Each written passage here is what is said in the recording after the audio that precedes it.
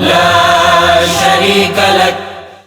الحمد للہ رب العالمین والصلاة والسلام علی سید الانبیاء والمرسلین اما بعد فاعوذ باللہ من الشیطان الرجیم بسم اللہ الرحمن الرحیم وَلِلَّهِ عَلَى النَّاسِ حِجُّ الْبَيْتِ مَنِ اسْتَطَاعَ إِلَيْهِ سَبِيلًا وَمَنْ كَفَرَ فَإِنَّ اللَّهَ غَنِيٌّ عَنِ الْعَالَمِينَ صدق اللہ العظیم. اللہم صلی علی محمد وعلی آل محمد وبارک وسلم. رب اشرح لی صدری ویسر لی امری واحلل عقدۃ من لسانی یفقہوا قولی واجعل لی وزیرا من اہلی آمین یا رب العالمین. ناظرین کرام السلام علیکم ورحمۃ اللہ وبرکاتہ. امید آپ خیر عافیت سے ہوں گے اور ہماری دعا ہے اور مستقل دعا ہے کہ آپ جہاں کہیں بھی ہوں اللہ تعالیٰ آپ سب کو اور ہم سب کو ایمان اور عافیت و سلامتی کے ساتھ رکھے اور حرمین شریفین کی محبت عطا فرمائے، ذوق اور شوق عطا فرمائے اور حاضری بھی عطا فرمائے اور حجاج کرام کے مناسک کو اللہ تعالیٰ قبول فرمائے اور ان کے اعمال میں برکت عطا فرمائے اور ان کی دعاؤں میں اللہ تعالیٰ ہم سب کا بھی حصہ بڑھا دے. کیو ٹی وی کی روایت اور اعزاز یاد حرم اس عنوان سے کچھ یادوں کو ہم تازہ کرنے، جذبات کو بیدار کرنے اور کچھ محبتوں کی باتیں آپ کے سامنے رکھنے کی کوشش کر رہے ہیں. یاد حرم کے عنوان سے آپ کو یاد ہے کہ پچھلی مرتبہ پچھلی نشست میں ہم نے عمرے کے کچھ اعمال کا تذکرہ آپ کے سامنے رکھا تھا. آج ہم بات بڑھائیں گے اور حج کے ایام اور مناسک حج کے حوالے سے چند باتوں کی طرف توجہ ہم کریں گے. آج ہمارا یہ 5واں پروگرام ہے اور حج کے ایام بالخصوص منا اور عرفات 8 ذی الحجہ اور 9 ذی الحجہ کے حوالے سے کچھ باتیں ہم آپ کے سامنے رکھیں گے.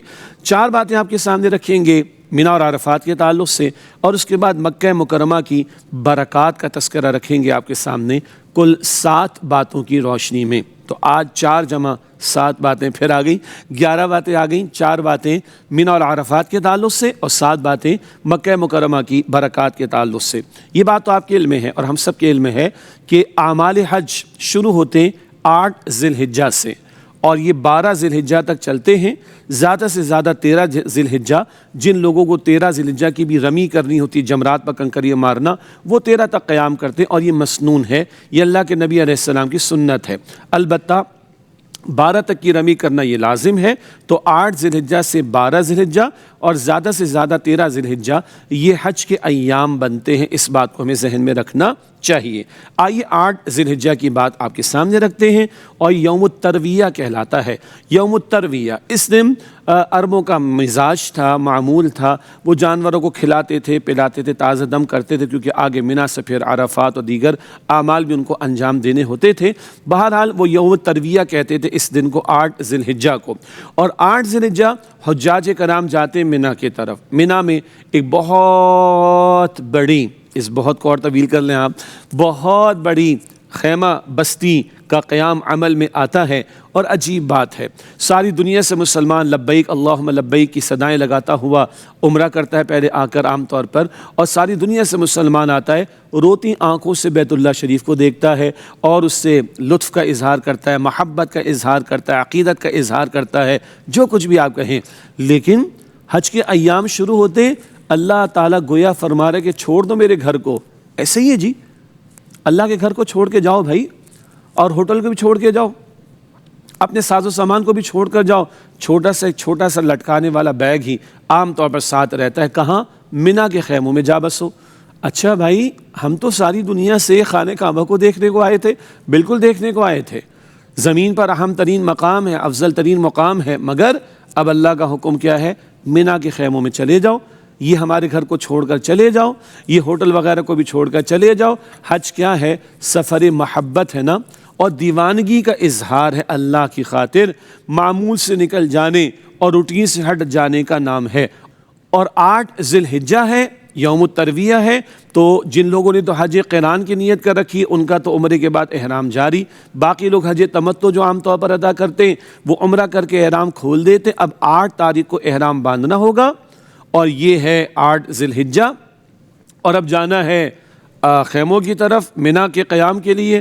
اور منا میں کیا ہے؟ بس نماز ادا کرنی اور حالت احرام میں آ گئے لبیک اللہم لبیک لبیک لا شریک لک لبیک ان الحمد والنعمت لک والملک لا شریک لک، نہ یہاں خانہ کعبہ ہے، نہ حجر اسود ہے، نہ میزاب رحمت ہے، نہ حتیم ہے، نہ مقام ابراہیم ہے، نہ طواف یہاں پر ہوگا، نہ صفا مروہ۔ اب کیا ہے؟ کھلا ایک میدان، وہاں پر بستی بس گئی ہے، خیموں میں رہو، اللہ کا ذکر کرو۔ اور یہ کیا ہے؟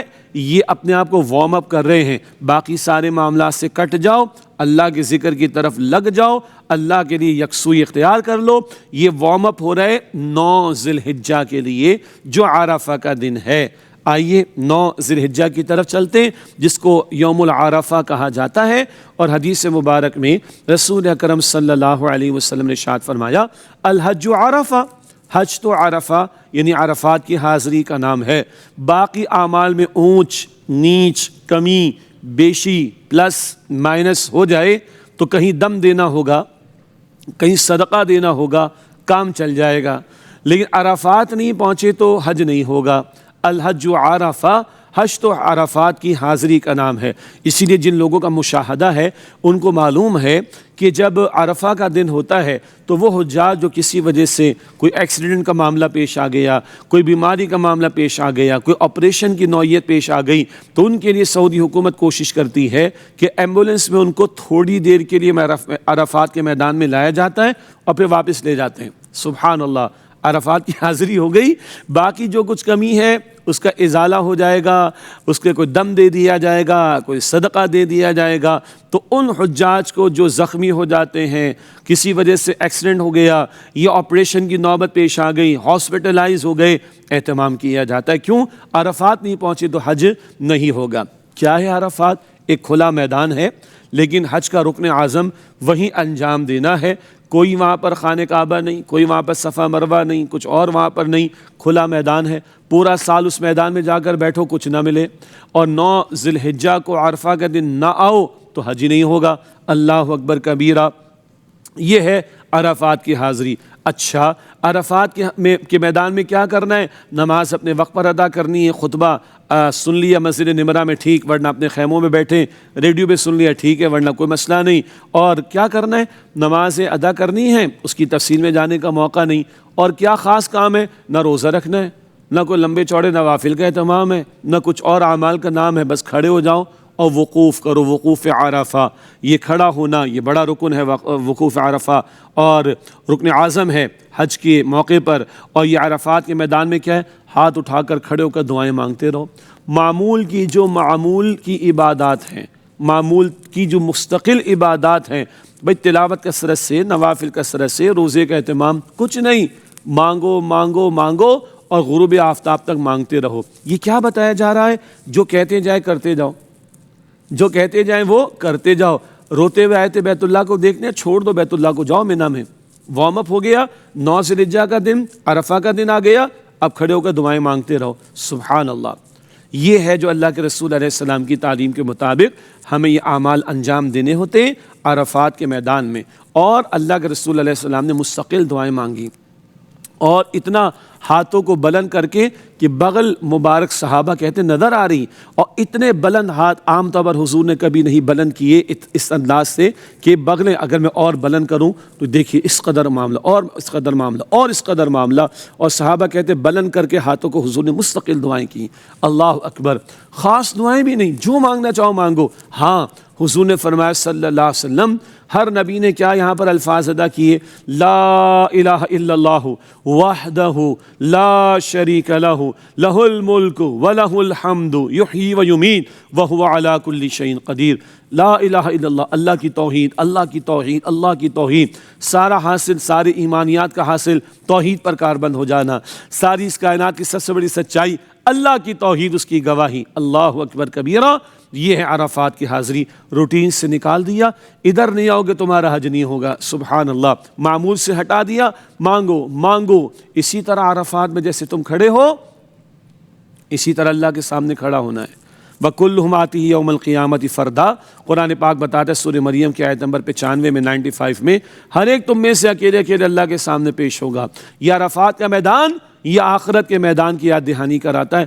لاکھوں نہیں کروڑوں اربوں انسان کھڑے ہوں گے، ہر ایک کو خود اللہ کے حضور اپنی پیشی کے لیے پیش ہونا ہے اور جواب دہی کے لیے حاضر ہونا ہے۔ تو عرفات کا میدان آخرت کے میدان کی یاد دہانی بھی کراتا ہے۔ اب یہاں رونا ہے، گڑ گڑانا ہے، مانگنا ہے، اللہ کو مانگنا ہے، اس سے مانگنا ہے، اور اپنے لیے، گھر والوں کے لیے، ساری امت کے لیے مانگنا ہے، خیر کی دعائیں مانگنی ہیں۔ قرآن پاک کی دعائیں بڑی قیمتی ہیں، احادیث مبارکہ کی دعائیں بڑی قیمتی ہیں، رسول اکرم علیہ السلام کی تعلیم کردہ دعائیں بڑی قیمتی ہیں، اور تمام نبیوں کی یہ جو الفاظ لا الہ الا اللہ وحدہ لا شریک لہ لہ الملک و لہ الحمد وہو علی کل شیء قدیر، ان الفاظ کو بار بار مستقل دہرانا ہے۔ اس کے بعد کیا ہوتا ہے؟ اس کے بعد شام کا وقت ہو جاتا ہے، غروب آفتاب کا وقت آ جاتا ہے۔ غروب کا وقت ہوتا ہے تو کون سی نماز کا وقت داخل ہو جاتا ہے؟ مغرب کی نماز کا وقت۔ آج نماز ادا نہیں کرنی جی، آج غروب ہو گیا سورج، آج یہاں پر مغرب کی نماز ادا نہیں کرنی۔ عجیب بات، نماز چھوڑ دو، عجیب بات، نماز کا تو حکم ہے اقیموا الصلاۃ، نماز قائم کرو، نہیں، حج روٹین سے ہٹ جانے کا نام، محبت بھرا سفر ہے، دیوانے بن جانے کا نام، اللہ کی محبت میں سرشار ہو کر جو وہ کہتا جائے کرتے چلے جاؤ، یہ حج کا نام ہے۔ اور آج کیا حکم ہے؟ عرفات کے میدان میں غروب آفتاب ہو چکا ہے تو مغرب کی نماز ادا نہیں کرو گے، گھنٹہ لگے، 2 گھنٹہ، 3 گھنٹہ، 4 گھنٹہ، 5 گھنٹہ، 6 گھنٹہ، جاؤ مزدلفہ پہنچو، اور مزدلفہ میں پہنچ کر اللہ کی بندگی کرنی ہے، وہاں جا کر مغرب اور عشاء کی نماز کو جمع کرنا ہے۔ یہ اللہ کے رسول کی سنت ہے صلی اللہ علیہ وسلم۔ نوٹ کیجئے گا ناظرین کرام، عجیب جملہ، بڑا عجیب جملہ، اصل شے نماز نہیں، اصل شے اللہ تعالیٰ کا حکم ہے۔ جب حکم نماز ادا کرو تو یہی عبادت، اور جب حکم نماز چھوڑ دو تو یہی عبادت۔ تو اصل تو اللہ کا حکم ہوا، اور حج نام ہی اسی محبت کا ہے، اسی دیوانگی کا ہے، محبت میں سرشار ہو جانا، دیوانگی میں سرشار ہو جانا، جو اللہ فرماتا جائے اس کے پیغمبر بتاتے جائیں صلی اللہ علیہ وسلم، کرتے جاؤ کرتے جاؤ کرتے جاؤ کرتے جاؤ کرتے جاؤ، یہ حج کا حاصل ہے۔ یہ عرفات کی حاضری، یہ دوسرا نقطہ ہوا۔ تیسرا نقطہ اسی تسلسل میں، یوم عرفہ کی اہمیت، اللہ کا بندوں پر فخر کرنا اور مغفرت کا عام اعلان کرنا۔ اللہ کے رسول علیہ السلام نے فرمایا، اللہ اپنے فرشتوں کو گواہ بناتا ہے، اے میرے فرشتوں دیکھو، یہ میرے بندے میری خاطر دور دراز سے آئے ہیں، یہ مشقتیں جھیل کر آئے ہیں، یہ سفر کی مشقتیں اٹھا کر آئے، مجھ پر ایمان رکھتے ہیں، تم گواہ رہو، میری عزت کی قسم، میرے جلال کی قسم، میری شان بلند کی قسم، تم گواہ رہو، میں نے سب کو معاف کر دیا، میں نے سب کو معاف کر دیا، میں نے سب کو معاف کر دیا۔ اور جتنا کثرت سے آج کے دن، عرفہ کے دن اللہ بندوں کی معافی کا اعلان فرماتے، اور کسی دن میں اس طرح کا معاملہ نہیں ہوتا۔ اللہ وہ اعلان ہمارے حق میں بھی قبول فرما لے، ہمیں بھی عرفات کی حاضری عطا فرما دے، اور جو نہیں پہنچ سکے حجاج کرام کی دعاؤں میں اللہ ان کا حصہ بھی شامل فرما کر ان کی بھی مغفرت کا اعلان فرما دے۔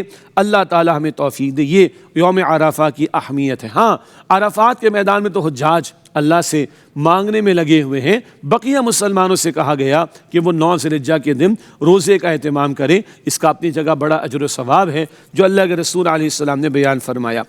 9 ذی الحجہ عرفات کے میدان کی حاضری مکمل، مغرب کے بعد نکل جاؤ وہاں سے، جب سہولت سے نکل سکو مزدلفہ پہنچ جاؤ، اور وہاں مغرب اور عشاء کی نماز کو جمع کر کے ادا کرنا ہے۔ مزدلفہ کی رات میں کیا ہے؟ کنکریاں بھی چننی ہوتی ہیں، اگلے دن جمرات پر وہ کنکریاں ستونوں پر مارنی بھی ہیں، پھر 11، 12، زیادہ سے زیادہ 13 ذی الحجہ کو مارنے، وہ مزدلفہ میں کنکریاں چنی بھی جاتی ہیں۔ کھلے آسمان تلے آرام کرنا ہوتا ہے۔ اس رات میں سونا عبادت ہے، سبحان اللہ۔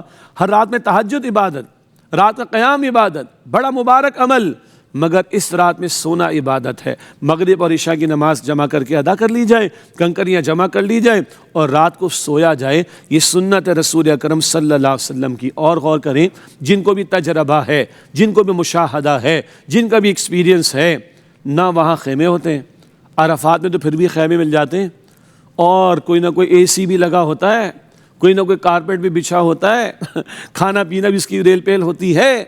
لیکن مینا کے خیموں کی طرح، عرفات کے خیمے کی طرح، مینا کے کچھ آرام کی طرح، عرفات کے کچھ آرام کی طرح، مینا کے کارپیٹس کی طرح، عرفات کے کارپیٹس کی طرح کچھ نہیں ہوتا مزدلفہ میں۔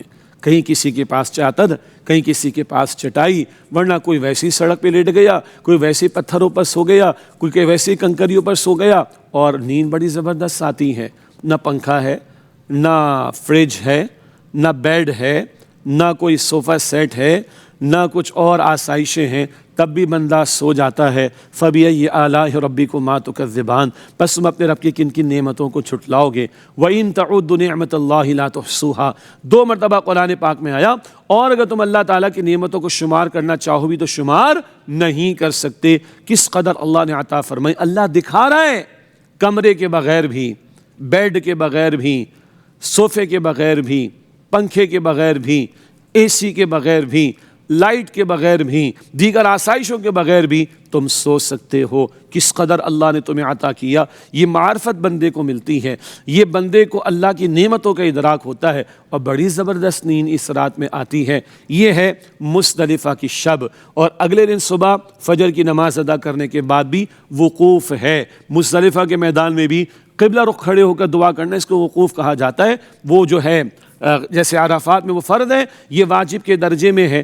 اگلے دن جب 10 تاریخ لگ جاتی ہے، فجر کی نماز کے بعد وقوف کا معاملہ ہوتا ہے، اور وہاں بھی دعا کرنا، یہ سنت رسول اکرم صلی اللہ علیہ وسلم کی۔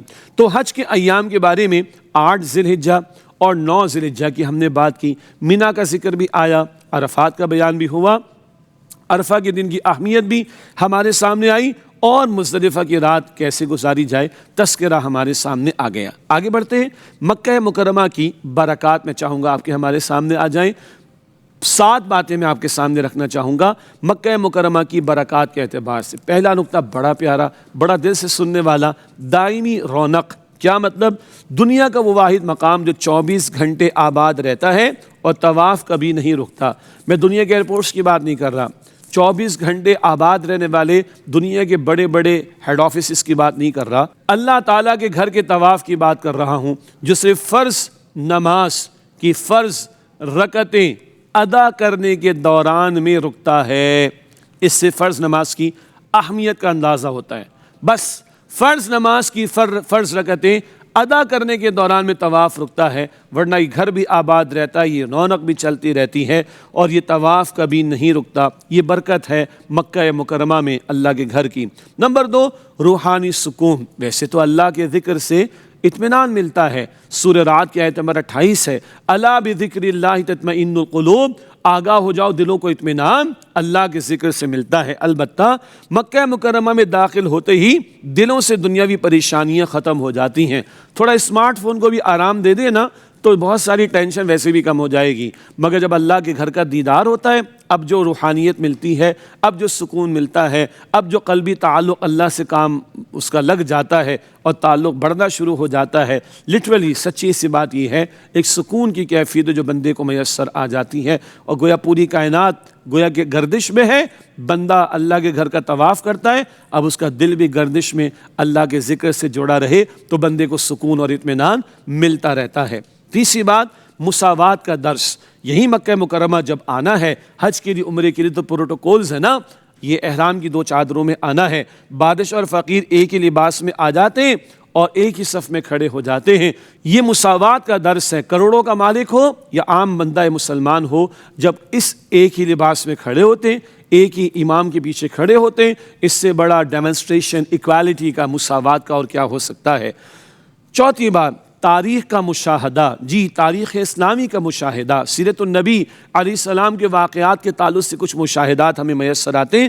مکہ مکرمہ کی زیارت انسان کو اسلام کی ابتدائی جد و جہد کی یاد دلاتی ہے۔ یہی اللہ کے پیارے پیغمبر علیہ السلام نے قرآن کی دعوت دینا شروع کی، یہی اللہ کے پیارے پیغمبر علیہ السلام پر اونٹ کی اوجڑی بھی ڈالی گئی، یہی اللہ کے پیارے پیغمبر علیہ السلام کے گلے مبارک میں چادر کو ڈال کر بھینچنے کی کوشش کی گئی، یہی صحابہ کرام پر ظلم و ستم بھی ہوا، یہی مکہ مکرمہ کے پہاڑ تھے، یہاں سیدنا بلال کو تپتی ریت پر لٹایا بھی گیا ہے، ان کے سینے پر بھاری پتھر رکھا گیا، یہی خباب بن عرط رضی اللہ تعالیٰ عنہ کو دہکتے انگاروں پر جلانے کی کوشش کی گئی تھی۔ یہ واقعات بھی یاد آتے ہیں جب بندہ طواف کرتا اور مکہ مکرمہ کی گلیوں سے گزرتا ہے۔ اللہ اکبر، تو تاریخ کا مشاہدہ بھی میسر آتا ہے۔ نمبر 5، ایک عالمی بھائی چارہ، دنیا کے ہر کونے سے آئے مسلمانوں سے ملاقات اور محبت کا اظہار ہوتا ہے۔ السلام علیکم، یہ کہتے ہی ہاں تم میرے بھائی ہو اور میری طرف سے تمہارے لیے سلامتی کا اعلان ہے۔ رنگ، نسل، زبان، خطے ایک طرف، ایک ہی صف میں کھڑے ہو گئے۔ محمود و ایاز مساوات بھی اور ایک عالمی بھائی چارے کا اظہار بھی۔ دنیا آج گلوبلائزیشن کی کچھ سالوں پہلے سے بات کر رہی ہے. ہمیں تو گلوبلائزیشن حج کی صورت میں 14 صدیوں پہلے عطا کر دی گئی. نمبر 6، استقامت ایمان. کعبے کو دیکھ کر ایمان کو وہ حرارت ملتی ہے جو کہیں اور نہیں ملتی. کعبہ اللہ کا گھر ہے، نسبت اللہ کی طرف ہے، اللہ کے جلال کا بھی وہاں اظہار، اللہ کی رحمتوں کا بھی وہاں نزول اور برکتوں کا نزول. اس کو دیکھ کر جو ایک ایمانی حرارت ایک بندہ مومن کو ملتی ہے وہ کہیں اور میسر نہیں آتی. تو یہ استقامت ایمان کا بھی ذریعہ ہے یہ مکہ مکرمہ کی حاضری. اور ساتویں اور آخری بات، وقت کی برکت. مکہ مکرمہ میں گزارا گیا ایک ایک لمحہ انسان کی زندگی کا سرمایہ بن جاتا ہے. یاد حرم یہ ٹائٹل اسی لیے رکھا گیا کہ مجھے اور آپ کو بھی بہت ساری یادیں یاد آ جائیں اور تازہ ہو جائیں. تو وقت کی برکت بھی وہاں پر میسر آتی ہے اور یہ لمحات تعدیر یاد بھی رہتے ہیں. آج ہم نے 8 اور 9 ذی الحجہ پر کلام کیا. منی عرفات کا ذکر ہوا، مزدلفہ کا بیان بھی آیا اور مکہ مکرمہ کی 7 برکات ہم نے جاننے کی کوشش کی. ناظرین کرام انشاءاللہ یہ سفر بیان کا جاری رہے گا. یاد حرم کے عنوان سے گفتگو جاری رہے گی. اگلی نشست میں مزید باتیں ایام حج کے حوالے سے آپ کے سامنے رکھیں گے. اللہ سے دعا ہے اللہ ہم سب کو حرمین شریفین کی حاضری عطا فرمائے اور ہم سب کی اور تمام مسلمانوں کی اللہ تعالیٰ مغفرت فرمائے. آمین یا رب العالمین. وآخر دعوانا ان الحمدللہ رب العالمین والسلام علیکم ورحمۃ اللہ وبرکاتہ. لا شریک لک